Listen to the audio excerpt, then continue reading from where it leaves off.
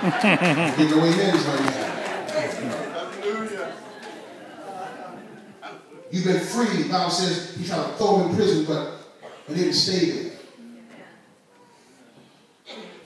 Why don't you lift your hands and thank God for what he's doing in your life right now. Amen. What he's doing in your life.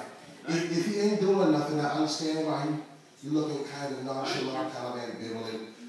But if he's doing something and can't quite articulate it, but you feel a shift, you feel a move. It's like a pearl is not produced unless it's agitated in the oyster. And God is saying, I'm just agitating your surroundings to bring out more value in you. Hallelujah. Hallelujah. Hallelujah.